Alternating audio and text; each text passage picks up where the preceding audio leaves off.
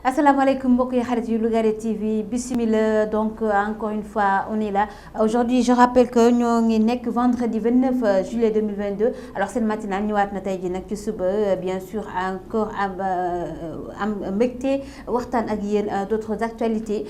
du pays et bien sûr tamit ci wàllu Afrique bi dañ ko àndal nag team bi nga xam te ne moom la ñu baaxul di àndee saa su ne Alaaji Dame ñu ngi la nuyu di la dalal ci matinal Lougaré TV. Waaleykum salaam Marie maa ngi lay delloo nuyoo di nuyu Astou tamit suñu naataango bi ñu àndal di nuyu suñu caméraman yi Momar Dieng Alsane Ndoye di nuyu suñu réalisateur Pape Sarr di nuyu équipe Lougaré TV bépp di leen wax rek ñu ngi koy fii ci studio Serigne Mbacké nu mu tuddati Serigne Abdou Fatah Mbacké Falilou bu Lougaré TV comme ni ñu ko baaxoo defee chaque matinal di nuyu ami ak internet yi Lougaré TV yëpp. Voilà, merci beaucoup donc Alaaji Dame dañuy jublu suñu côté ndeyjoor wala sax càmmoñ voilà ñu nuyu Aïssatou nuyu naa la. maa ngi lay nuyu Dame yow tamit maa ngi lay nuyu di nuyu yéen aussi di leen wax encore une fois bienvenue. Voilà, donc c'est parti, hein, c'est comme ça tous les jours du lundi au vendredi fait ci Lougaré TV. Alors sans plus tarder, voilà, on va attaquer bien sûr plusieurs sujets d'actualité la ñuy am au menu lu ci mel ni lu ci gën a fës en tout cas muy attaque bi ñuy def ci jamono jile contre les journalistes. Xam nga nag nee nañ kuy xalam di ci jaayu on est des journalistes. Alors nous suñu profession c'est tellement noble mooy dañuy fexe ba am des informations ñu relayer ko maanaam tegaat ko ci kaw table bi askan mi mën cee jot ba ku ci nekk xam fa nga féetee. Maintenant Alaaji Dame bu fekkee nag dañuy dem ba mission bi nga xam dañ ko am genre sacerdoce la. Sacerdoce mooy loo xam te ne boo koy def kenn amul sa fay ba koy def maintenant tu te sens menacé tey jii lan la ñu war a def parce que je rappelle que le contexte wala sax le prétexte moo di suñu naataangoo boobu di Omar Mbaw moom mooy correspondant RFM fii ci Guédiawaye. Voilà, il a été attaqué sévèrement je rappelle bien par le maire Ahmed Aïdara moom-même il est journaliste. Voilà donc moom bu demee nag bay attaqué moroom journaliste alors que waru fàtte nag démb moom Ahmed Aïdara la je l'indexe directement waru fàtte démb te xam ni journaliste yi bokk nañ ci ñi nga xam te ni faloon nañ ko bu mu am maire bu Guédiawaye. waaw Marie di wax rek ne journaliste moom amuñu fayam wax dëgg yàlla violence bi ñu ngi koy gis fan yi bari na lool ci côté journaliste yi yaakaar naa journaliste yi bu ñu leen gàcca ngalaamul waruñu leen di final ndax koo xam ne da ngay toog sa kër mu wàcc ci terrain bi di la indil ay xibaar di la informer li xew ci dëkk bi yaakaar naa kooku da nga kaa war a jaajëfal waaye waroo nekk di ko final. Surtout nag ki nga xam ne moom la ñu wax muy Ahmed Aïdara nga xam ne ci milieu bi la bokk yaakaar naa am na benn comportement boo xam ne waru ko am vis-à-vis des journalistes loolu ñu ngi koy déplorer di ko ñaawlu di wax Sénégalais yi ak di wax surtout politiciens yi ndax boo xoolee ñoom ñoo ëpp violence bi ñuy mënee à l'endroit des journalistes te loolu yaakaar naa mën na ñàkk ndax ku ci def sa meeting journalistes yi ngay woo du safee ku ci def sa conférence de presse journalistes yi ngay woo kon yaakaar naa ñoo ay journalistes yi ay complément lañ kon yaakaar naa seen relation war na mën a gën a ratax war na gën a mën a rafet ndax ñoom sans journalistes yi duñ dem sans ñoom it journalistes yi peut-être ñoom it li ñu bëgg mën nañ ko bañ a am kon war nañoo xoolaat seen relation nuñ koy gën a raffermir ba mu gën a ratax ba coow ak xuloo beeg violence bi ñu ciy dégg du ci am ndax journaliste quoi qu'on puisse dire am na njariñ ci dëkk bi ndax bu ma toogee sama kër ñu indil ma xibaar na ma danger am na bërëb sangam ma mën kaa moytu c'est grâce à eux. su ma toogee ñu ne ma diw mi kat def na conférence de presse am wax na lu am njariñ c'est grâce à eux kon nag gàcce ngalama journaliste kon nag ñu ngi waxaat nit ñi sénégalais yi ñu xam ne journaliste yi ay seeni doom lañ seeni jarbaat ñoo fa nekk te lépp rek pour joxe ay information moo tax ñu di ko def kon nag ak situation bi nu mu mën a demee ak nu mu métti nañ leen comprendre. voilà self contrôle xam ne ñoom ñoo far benn journaliste ñëwul pour weer kenn wala pour xaawi suturay kenn mais juste pour joxe des informations loolu moo leen tax a jóg. Voilà, bien dit Alaaji Dame, merci beaucoup. Alors Aïssatou ñu gis ne journalistes yi d'habitude rawatina ci période campagne électorale dañuy faral di leen bundu xataal wala di leen toroxal surtout sur le terrain. Voilà, yow lan ngay jàngatee loolu. non man kaawu Ahmed Aïdara je pense que ñëpp mënoon nañ ko def sauf moom. Parce que il a été journaliste. Bah, il est toujours journaliste même. Et il devait être leur avocat. tey moo waroon nekk seen porte-parole majeur toog défendre leen bu dara xewee sax moom muy def événement bu ñu buntu xatalee journaliste mu taxaw wax haut et fort ne bàyyi leen def leen nii traité leen bien en fait parce que moom si ñoom la bokk. avant d'être maire il est journaliste donc bu leen toroxalee je pense que boppam lay toroxal et en plus ki dara di xew danger am mu wàcc sur le terrain juste pour te donner des informations je pense que kooku amoo fayam. Vous imaginez un pays sans journaliste lan lay nekk voilà donc na ngi xalaat loolu xam ne ñu am njëriñ lañ si dëkk bi ñu leen di traité bien parce que métier bu noble lañ am. Merci beaucoup en tout cas Aïssatou. Alors donc c'était benn break boo xam dañ ko doon def rek à l'endroit de notre confrère Oumar Mbow. Je rappelle qu'on est tous derrière lui bien sûr parce que il paraît que y a plusieurs versions nag parce que y a deux qui disent que voilà il a été menacé même par Ahmed Aïdara parce que ñenn ñi nee nañu ne moom dafa divulguer des infos yoo xam ni peut-être neexul le maire de Guédiawaye ba tax tey ji muy jël des menaces di ko wax ne que après je vais régler ton compte. Maintenant loolu mu def nag wala loolu mu wax bu fekkee si jamais il a été enregistré peut-être qu'il peut risquer gros mu Ahmed Aïdara donc il faut qu'on fasse très attention parce que jamono ñu toll nii dañoo nekk ci jamono enregistrement te journaliste def naa ku xeex ak moom boo deful nag yaa cay des parce que mu am na plume am na aussi làmbañam pour mën a kaasal boppam voilà benn break la woon boo xam te ni je tenais à le faire à l'endroit de notre confrère di Oumar Mbow. Alors Dame ñu ñëw ci beneen sujet tey jii on est le vendredi tey ku ne xam ne ni actualité bi Sénégal bien sûr bu fekkee dañoo jël rek politique waaw voilà dañuy def politique avant que ñuy dem ci bâtiment bi wala bâtiment ça dépend de toi. Voilà, ça dépend de vous. Ah, d'accord. En tout cas, j'aimerais qu'on termine par la politique puisque voilà, dañuy def waajtaayu falum ndaw réew mi voilà loolu mooy nekk rubrique bu mujjee ci matinal bi donc lañ ñëw ci bâtiment yi nga xam te ni ñoo nekk menace de ruine au Sénégal man ça m'a fait peur un peu démb bu ma ko gisee inspecteur bi yore l'inspecteur général des bâtiments voilà c'est lui. Moom moo def la révélation démb nee na plus de 1500 bâtiments menacés de destruction en tout cas war nañu leen détruire fii à Dakar alors donc loolu c'est une bombe qui devrait bientôt éclater parce que tamit Dakar boo ko xoolee dafa mel ni Dakar donc dafa màgget pour dire la vérité. waaw comme ni nga ko jàngatee constat bi ñëpp def loolu la ndax inspecteur bi chiffres yi mu joxe statistiques yi mu joxe plus de 1500 la ñu wax. ñu ngi menacé ruine dont 627 à Dakar plus particulièrement Médina moom vraiment li ñu fa wax na bâtiment yi màggat am na fa dafa bari trop te nag dama yaakaar ne nag état bi daf ci war a taxaw ndax bu fekkee ne da nga recensé gis ay bâtiment yoo xam ne kat yi dañoo risqué pour daanu toogaay warul am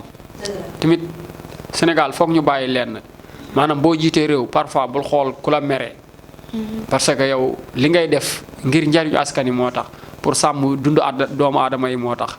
kon nag ki nga xam ne dafa nekk ci këram nga xam ne kii lii bu daanoo ci kaw mën na ko lor njabootam bul xool mu mer ak mu naqari jëlee ko fa nga daaneel bâtiment bi comme ni ma koy waxee bâtiment bi moom boo ko daaneelee moom këram kenn nangu ko terrain bi moo ko moom mais bâtiment bi li ne ci biir terrain bi moom yoon moo ko mayetut maanaam durée de vie am jeex na te nag matériel bu durée de vie am dañ ko war a renouveler léegi nañ daane bâtiment bi borom terrain moo xool nan lay def te damay wax nit ñi même bu la yàlla mayee terrain ci ville fu mel ni Médina amoo les moyens mais les banques yi ñu ngi fi bu ma def publicité banque de l'habitat mi ngi fi mën nga dem banque ñu tabaxal la sa kër R+2 wala R+3 nga dëkk ci première bi la si des nga def ko location léegi am na pourcentage boo ci am léegi nag bu durée de vie bi matee ñu delloo la sa kër xam nga tamit doomu aadama parfois dañu bëgg a toog rek ñun fi ne voilà léegi ñu bëgg a toog étape yi nga suñu maam yi nekkoon bëgguñu évoluer le monde évolue am na yeneen moyens yu ñu mën a jaar pour sortir de la misère mais nag ñun dañoo bëgg a toogoon fañ maam yi toogoon rek di souffrir bu la yàlla dimbalee am na foo xam ne sa limite fii la mën a yem da nga koy nangu nga accepter loolu nga nangu partage mais banque bi dina ci gagner mais c'est normal comme yow mënoo ñu defal la ki lay defal nangul yow tamit lim lay defal mu gis ci njariñ. également Dame il faudrait que ñu signaler ko parce que le Sénégal n'a pas cette habitude buy faire construire une maison di jël des entrepreneurs par exemple parce que tey jii Dame mi bu doon tabax këram ba nekk ci Louga yi xalaatul benn yoon dir un architecte wala un entrepreneur. mooy li ma la wax lépp day delluwaat ci bëgg lu yomb parce que yaa ngi xalaat na boo jëlee architecte bi dafay cher da nga koy fay alors que boo jëlee maçon bi day gën a yomb mais nag tubaab dafa am lu wax plus cher plus bon ku bëgg lu baax foog nga fay mais nag bu fekkee da ngaa bëgg lu yomb it doo la nga ca bëgg qualité ba nga bëgg doo ko am malheureusement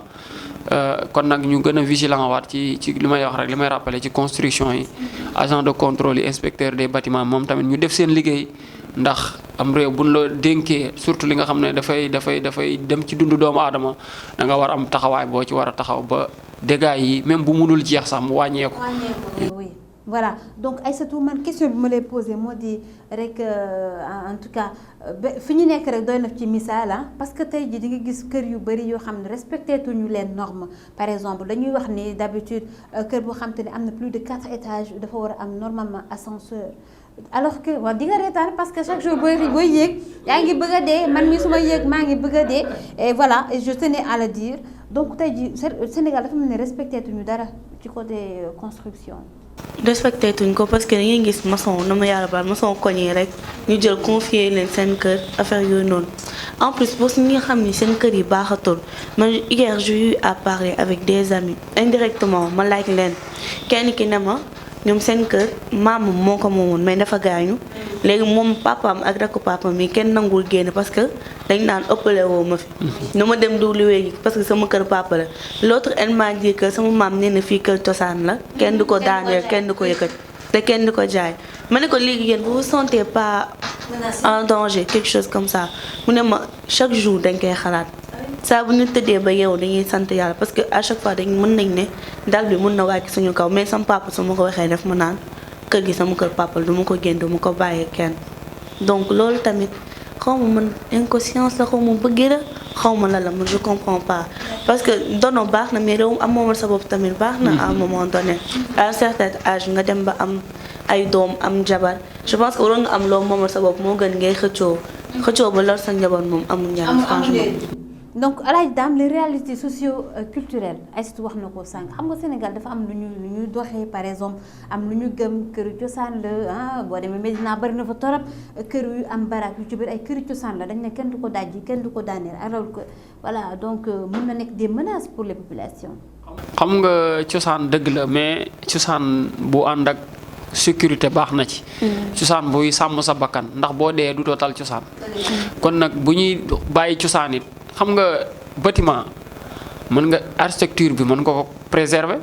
xam nga palais moom lu yàgg-yàgg kenn du changer architecture bi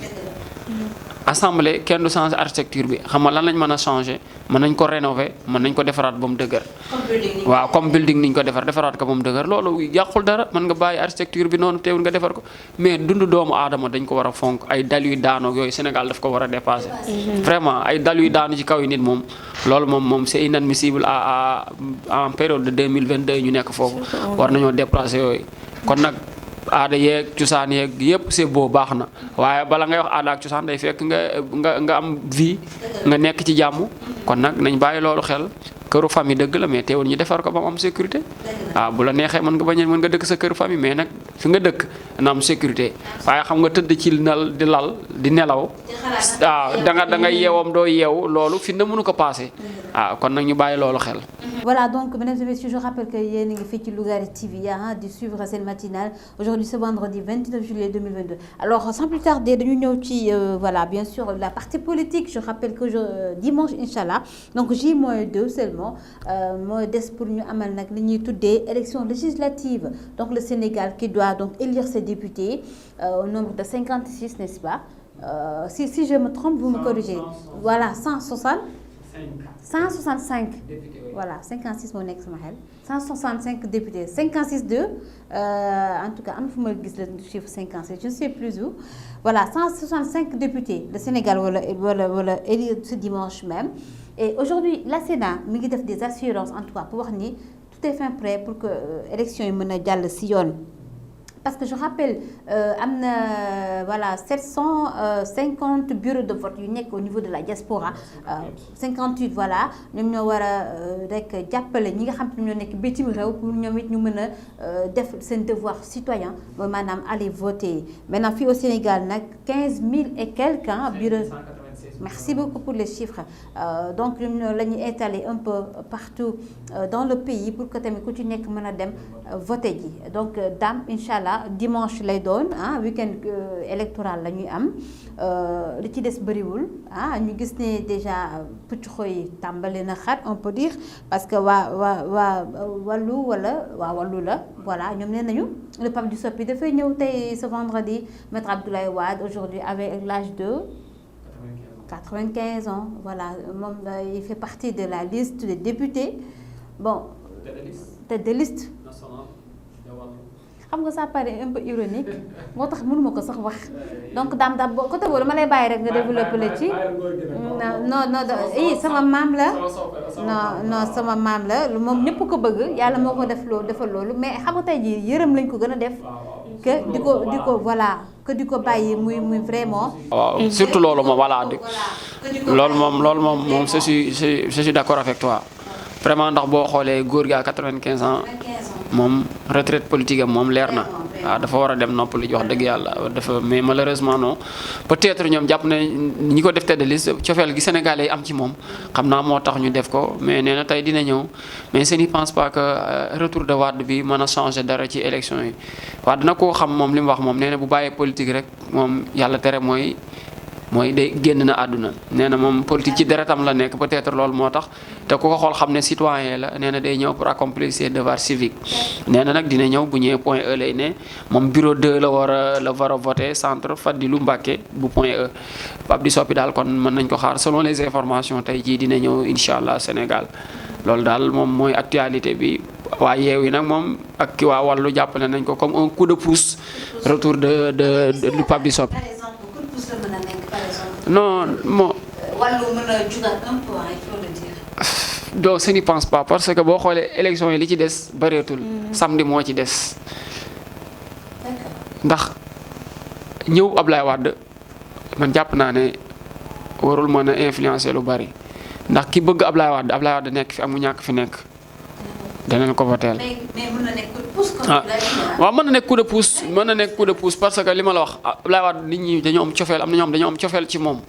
ba tax na buñ ne Ablaye Wade mi ngi ñëw rek moom dañuy jàpp ne Ablaye Wade dafay ñëw pour jàppale gars yi ci campagne bi wala ci élection malheureusement comme que campagne benn fan moo ci des mais dañ koy jàppale comme ne dafa ñëw pour soutenir ay candidats am kon d'une part mën nañoo jàpp ne loolu coup de pouce lay doon te mën na apporter tuuti coalition Wallu Yewwi. voilà Aïssatou Maître Wade sa maam laay wax moom nee nañ il sera là donc ce vendredi au Sénégal pour nag mën a dem voter ji yow lan nga jàpp ci sa venue. moom je pense que dañ ko waroon bàyyi mu noppalu bu fekkee pour voter mu ñëw moom c'est un citoyen il a le droit de voter mais ay affaire de politique mënoon nañ ko teg te en plus sooy seetlu ñu mu àndaloon yëpp mooy nitu troisième âge yi ñu ci bari léegi mënatuñu sax voter parce que ñi am nañ ay problème de tànk ñi seen gis demeetul noonu donc je pense que dafa war a toog seetaan bu fekkee am na ñu mu mën a jàpp seen mbagg mu jàppale leen ñu avancer ci politique bi mais nañ ko bàyyi mu noppalu parce que mag la. voilà donc mais xam nga ne en politique tout est calcul là tout est calcul daal xam na li may wax donc. dama xam oui mais moom il tient toujours il tient toujours daal il tient toujours de macha allah. macha allah wax dëgg yàlla mi ngi góorgóorlu ba léegi te ndeysaan dafa bëgg politique moo tax moom lu koy wàcce ci terrain bi day yomb daal day yomb mais xam nañ ne moom wax dëgg yàlla Ablaye Wade âge bii mu am moom. di yoon sax muy wàcc naan damay ñëw pour Sénégal pour day voté ji vraiment mais nag comme moom amuram la bëgg-bëggam la nañ ko nangul waaw. waaw Bart xam nga li ma la wax rek bataille de communication la lañ nekk fi mu toll nii. donc kenn ku ne da ngay jéem a def influence. pour wax ne man dama war a gagner mais waruma ñàkk xam nga di dem combat naan damay ñàkk combat bi moom kenn du ko wax waaw kon nag ay stratégie la nekk na du di ñàkk Dakar mais bon en tout cas daal du yomb en tout cas bataille socialiste lañ wax parce que boo xoolee tête de liste Benno Bokk Yaakaar Aliou Ndoye la moom it frère de socialiste am la ñoo bokk seen parti socialiste kon yaakaar naa Dakar du yomb mais nag diyo bi daa mel diyo yi am daa bari de à Guédiawaye on parle de remontada ou confirmation entre Ahmed et Néné Tall et yaakaar naa Guédiawaye tamit du yomb nga dem Touba entre les frères Doli les deux Bara les Cheikh Bara Doli Abdou Bara Doli ñoo nekk Mbacké ñoom tamit coow li bari na trop gis nga ne Cheikh Bara moom il a quitté Wallu pour dernièrement pour soutenir Benno Bokk Yaakaar kon foofu yaakaar naa dina metti trop dina metti nga dem Ziguinchor entre Catherine et Guy Marius Sagna moom tamit foofu moom tamit dio bu metti moo fa nar a am ñi nga waxaat ñoom it remontada wala confirmation vraiment kon yaakaar naa élection yi daal élection yu neex la nar a doon gars yi daal moom score yi serré daal dina am en tout cas daal moom ville yi moom dina metti lool. D'avoir la surprise par exemple Alioune Ndoye ne il va gagner Dakar par exemple. waaw surprise man naam il faut attendre à tout élection yi ku ci naaw ko jàpp na da ngay gagner avec une large majorité score da ngay nax sa bopp du yomb parce que lu bari daf ci changer entre temps liste parallèle yi amoon génn changé na amatul. gars yi doon xeexante seen biir def nañ rapprochement entre temps am nañu àndoon ak Yewwi quitté nañ kon yooyu ay facteur la yoo xam ne buñ ci basé woo mënuñoo wax ne ce qui amoon li amoon mooy amaat parce que changement yu bari am na ci diggante bi kon mën nañoo xaar beneen situation boo xam ne bu bokkut ak li amoon ci local yi te man loolu laa gis bu élection yi jàllee njàngat yu bari dina ci am surprise yu bari en tout cas dina ci am. Voilà donc mesdames et messieurs ñu ngi fii ci Lougaré TV seen matinale je rappelle que donc dimanche inchallah moo nekk les législatives et bien sûr en tout cas l'équipe de Lougaré TV ñëpp dinañ jéem a def seen kéem kattan en tout cas pour couvrir l'essentiel des bureaux de vote je rappelle bien puisqu'on est une équipe un peu réduite donc on fera de notre maximum en tout cas pour vous donner le maximum d'informations. Alors retenez également que donc en vertu de son protocole additionnel sur la démocratie je lis bien donc communauté économique maanaam CEDEAO déployer ñoom tamit seen mission d'observation comme tous les jours élection bu amee rek un peu partout en Afrique ñoom dañuy déployer 40 experts ngir ñu mën superviser la ñu tuddee les élections pour ñu bañ a rek di tudd ne voilà sàcc nañu amul transparence ceci cela alors lu mel noonu lañ ciy bañ moo tax ñoom ba tey rek ñu ngi def seen devoir boobu nga xam ne la ñuy faral di def ñu ngi fii nag à Dakar ils sont là depuis hier alors cette mission d'observation de la CEDEAO qui est là donc pour superviser bien sûr les élections donc dañu ñaan yàlla rek ñu ñëw ci jàmm n'est-ce pas élection ñu amal ko ci jàmm bien sûr pour que nag lépp mën a dal ci jàmm alors donc on va terminer bien sûr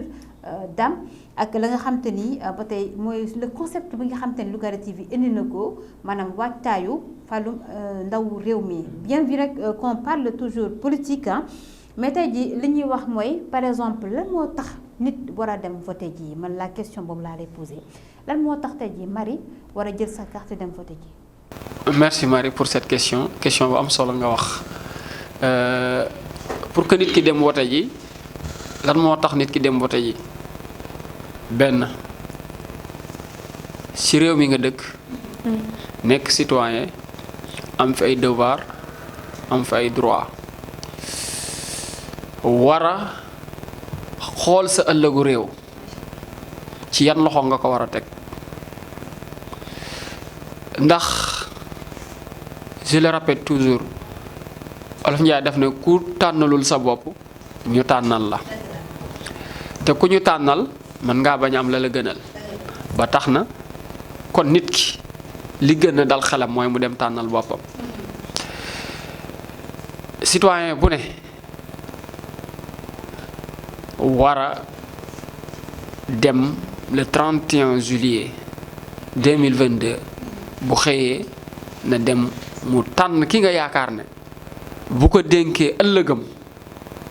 ëllëgam du sooxe